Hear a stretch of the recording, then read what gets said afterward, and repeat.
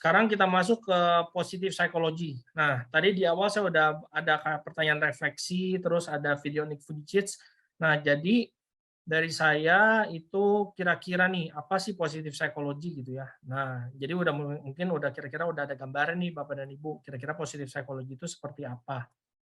Nah, positive psychology itu merupakan cabang ilmu psikologi yang bertujuan untuk menemukan kelebihan-kelebihan atau kekuatan-kekuatan diri kita dari masing-masing individu atau kelompok dan menjadi agar individu dan kelompok itu semakin bertumbuh dan bergerak maju.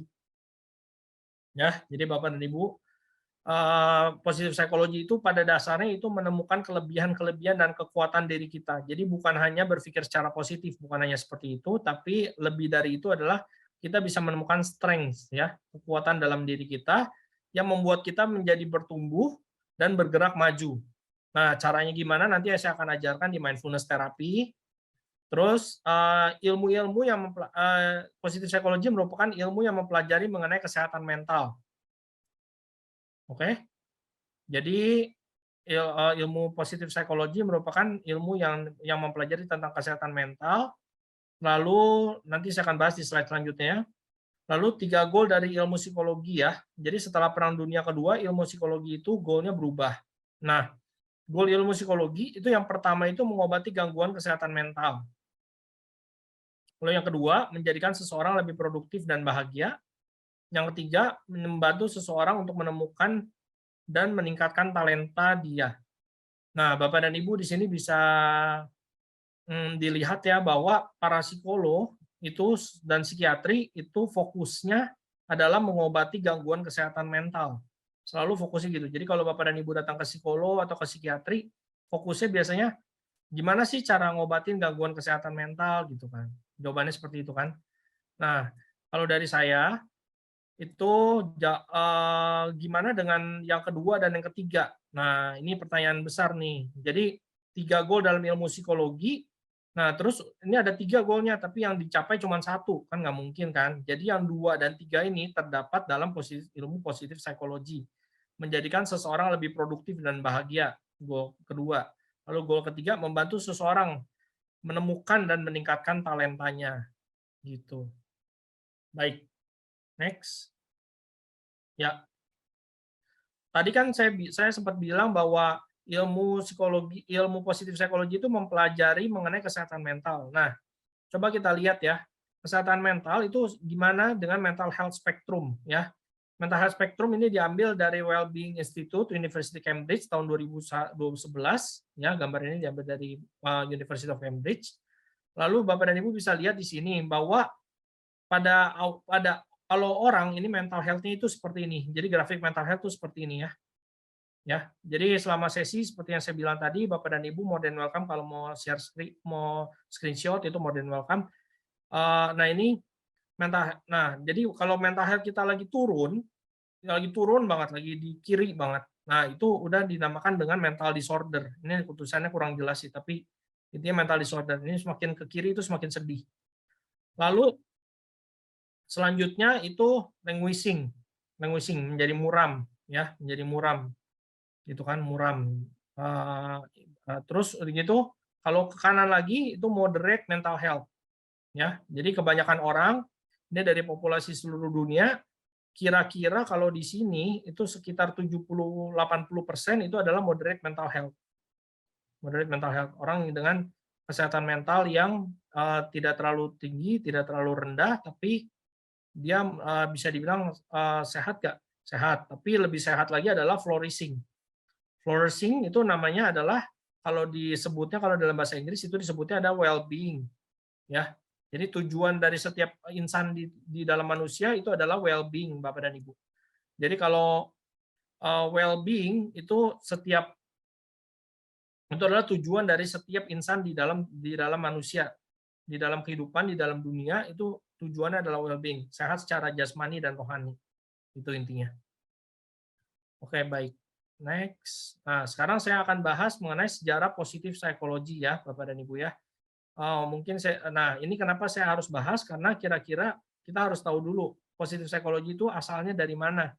Dan ada beberapa teori juga di dalam apa yang membentuk teori apa yang membentuk positif psikologi, kita harus tahu dulu sebelum kita masuk ke positif psikologi itu sendiri. Jadi pada abad keempat Masehi itu dimulai dengan Aristoteles. Aristoteles dia sangat filsuf yang sangat terkenal sekali. Dia bilang ada yang namanya aliran yang namanya eudaimonia. Eudaimonia itu artinya hidup itu indah, the life well lived. Hidup itu oke, hidup itu indah, hidup itu baik. Nah, itu adalah eudaimonia, aliran eudaimonia. Lalu pada abad ke-19 itu William James, itu dia adalah penemu dari positif psikologi. Dia bilang bahwa kebahagiaan itu diciptakan dan kebahagiaan itu merupakan hasil dari partisipasi aktif kita. Jadi kebahagiaan itu sendiri bukan berdasarkan orang lain, tapi kebahagiaan itu sendiri adalah dari hasil dari diri kita sendiri, seperti itu.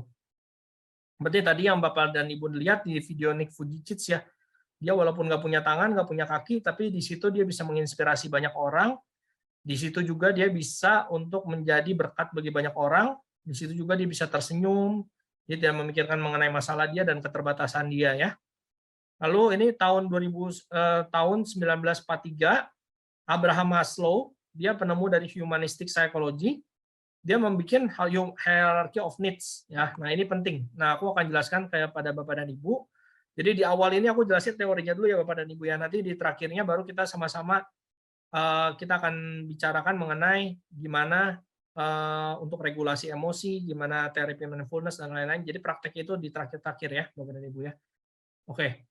Hierarchy of needs, hierarchy of needs, hierarchy of needs. Nah, hierarchy of needs ini adalah sebenarnya kebutuhan manusia.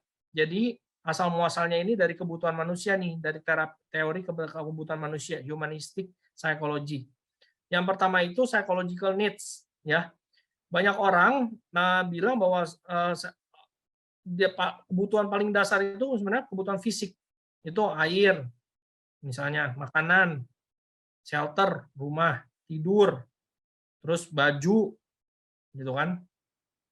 Jadi kebutuhan fisik dulu harus dipenuhi gitu, kebutuhan fisik yang harus dipenuhi. Jadi setiap insan manusia itu kebutuhan fisiknya harus dipenuhi. Lalu yang kedua itu safety needs. Nah, safety needs. Safety needs itu misalnya dia merasa safe, merasa sehat, merasa dicukupi gitu. Nah, itu safety needs ya. Itu kebutuhan yang kedua. Lalu kebutuhan yang ketiga itu love and belonging. Nah, kebutuhan untuk merasa dicintai, merasa disayangi, mempunyai teman, mempunyai intimasi dengan teman sekitar, mempunyai kedekatan dengan teman sekitar. Lalu mempunyai family, mempunyai keluarga, terus memiliki sense of connection.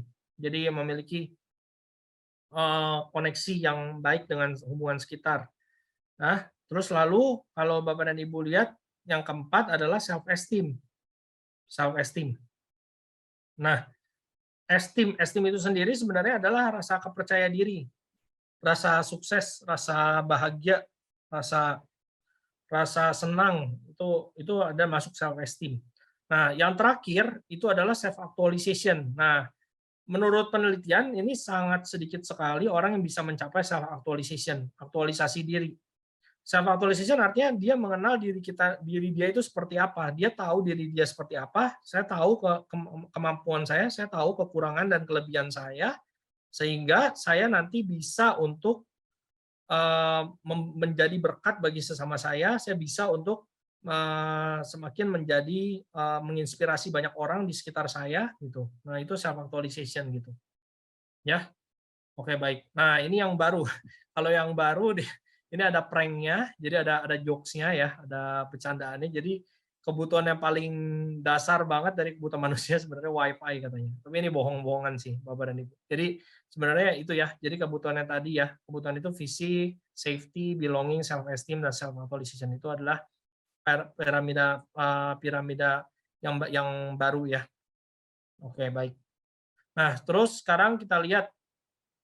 Nah, tahun 1947 itu National Institute of Mental Health yang ada di Amerika, yang sampai sekarang masih mengurus mengenai mental health, kesehatan mental, itu fokus hanya pada kesehatan mental saja. gitu. Jadi waktu ini tahun 1947 itu ada teori di psikodinamik dan lain-lainnya itu fokus hanya kesehatan mental. Jadi kalau misalnya ada orang sakit dia gali-gali masalahnya itu apa dan lain-lain gitu. Jadi difokuskan hanya pada masalahnya saja. Lalu tahun 1960 ini ada namanya humanistic movement. Jadi tadi kan kita lihat di sini ya, tahun 1943 baru boomingnya itu 1960. Nah, baru dilihat ternyata manusia itu punya ini ya, punya keinginan, punya needs. Lalu manusia itu punya talent, punya talenta. Manusia itu punya apa namanya? Punya harus dibutuhi kesehatannya, dibutuhi safety-nya gitu dan lain-lain gitu ya. Jadi Bapak dan Ibu bisa lihat di sini bahwa 1960 adalah humanistic movement. Nah, lalu tahun 1997 sampai 1998 baru adanya Profesor Martin Seligman dari University Pennsylvania itu menemukan aliran positif psikologi. Nah, dia menemukannya pun nggak sengaja. Jadi pada suatu saat diceritakan bahwa Profesor Martin Seligman itu diingatkan oleh anaknya Nicky. Nicky itu masih kecil, kira-kira waktu itu umur 5 sampai 7 tahun ya kira-kira. Terus Niki itu bilang ke Profesor Martin Seligman, ya ibu, ayah gitu. Kenapa sih ibu dan ayah sering banget untuk mengeluh gitu kayak gitu. Nah di situ Profesor Martin Seligman sadar bahwa ternyata di dalam ilmu psikologi, iya ya kita nggak bisa memandang segala sesuatu hanya secara negatif, hanya secara masalahnya. Kita fokus hanya pada masalahnya saja. Tapi di satu pihak kita harus fokus pada talentanya, pada self confidence dia dan lain-lain gitu. Oke, jadi berikut itu adalah sejarah dari positif psikologi ya Bapak dan Ibu ya. Nah, lalu selanjutnya adalah prinsip dasar dari positif psikologi.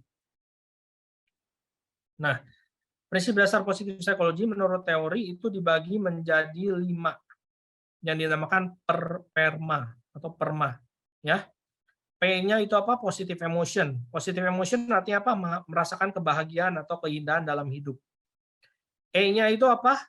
Secara mindful itu menjalankan kegiatan sehari-hari, engagement. Jadi bisa untuk mindful. Maksudnya mindful adalah bisa untuk memfokuskan pemikiran kita pada kegiatan kita sehari-hari pada saat ini, pada detik ini.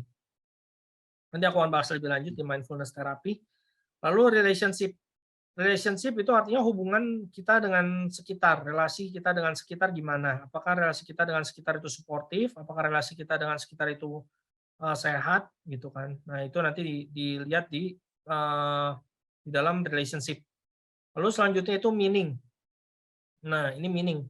Nah, yang meaning itu artinya mempunyai arti dan tujuan yang jelas dalam hidup ini. Jadi tujuan kita tuh apa? Arti hidup ini apa? Nah, itu meaning ya.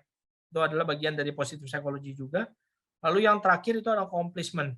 Jadi kalau accomplishment ini adalah berhasil mencapai goals of life dan value. Kita punya value-value, nilai-nilai dalam kehidupan kita, prinsip-prinsip dalam hidup kita yang kita menurut kita benar dan tidak merugikan orang lain tentunya. Seperti itu.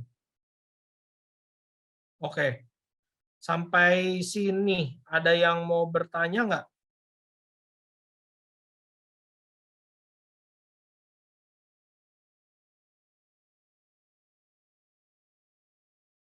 Saya tunggu 1 menit sampai jam 14.30.